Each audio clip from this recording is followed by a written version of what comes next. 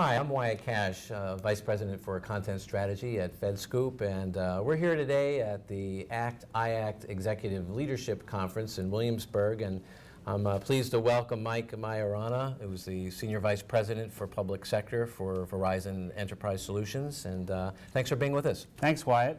Happy to be here. Yeah, so I just wanted to kind of get your perspective on some of the themes that we're hearing at the conference: emerging technologies, how innovation's taking root, and you know, I think part of the theme is looking ahead to Government 2020, which seems like a long way off, but really isn't. So just to start, what are some of the technologies that you think will be really driving innovation over the next 2 to 4 years in government? Sure. Well, you know, Verizon is very excited about the themes of the conference and where government is going with innovation. We believe that we need to deliver more innovative services, more customer-friendly solutions to constituents, and the technology that companies like Verizon can bring to bear can help that very thing. Better enablement of websites or mobilization of websites, better collaboration amongst government workers through unified communications and collaborations services, extending the terrestrial network to a mobile network, to a wireless network to enable additional collaboration and better access to services for government.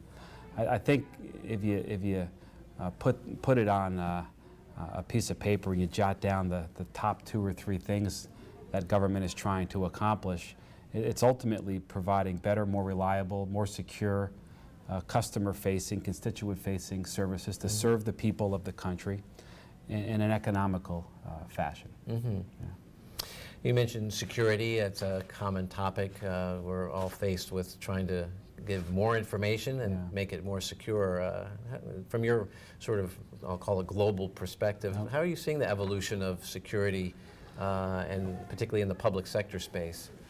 Well, you've got to be able to understand the risks and upfront mitigate the risks. A lot of it is employee education on what websites not to open up and what emails not to open up to ensure employees have the right credentials, the 2-factor authentication.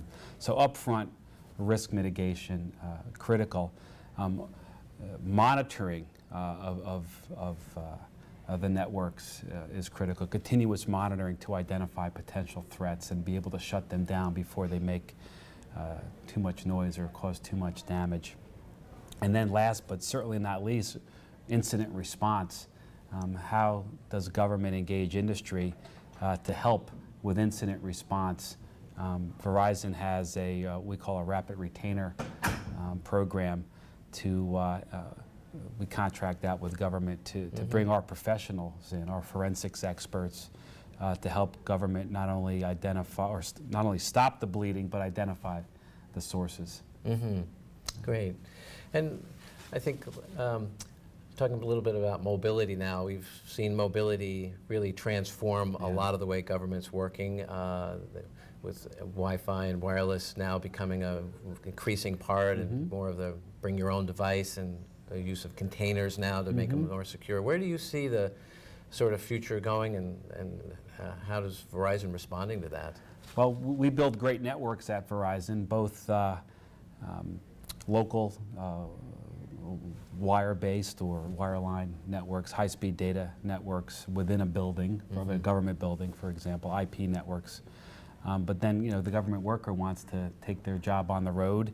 They want to telework. So having the same functionality, the same throughputs, the same capabilities in a wireless environment is critical to providing government services, to, again, having the employees within an agency collaborate. Our 4G network services do a great job at that today. Certainly Wi-Fi services to a lesser degree. And then the innovation coming with 5G services.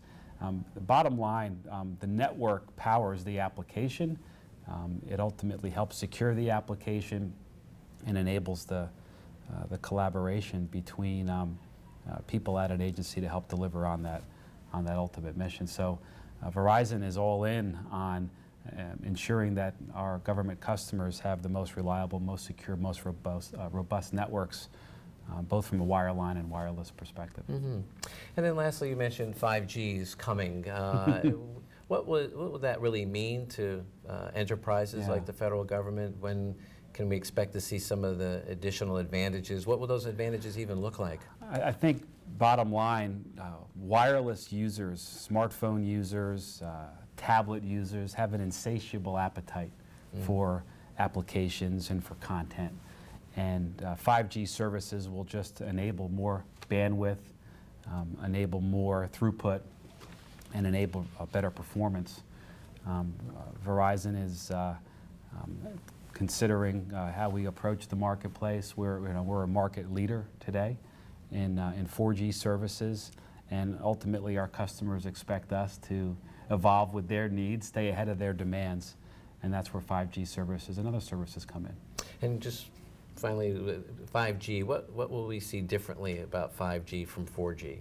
Faster, okay, more ubiquitous, probably better in-building coverage, and so more to come on 5G. Let's schedule something in a few months. We'll give you more detail on 5G. That sounds great. As we become more public with it. Okay, that's I appreciate that. Well, Mike, thanks so much for being with us today. Thank you, Wyatt. Appreciate it. Good to see you. Great. I'm Wyatt Cash with FedScoop, and you can see more of our coverage on fedscoop.com. Thanks for being with us.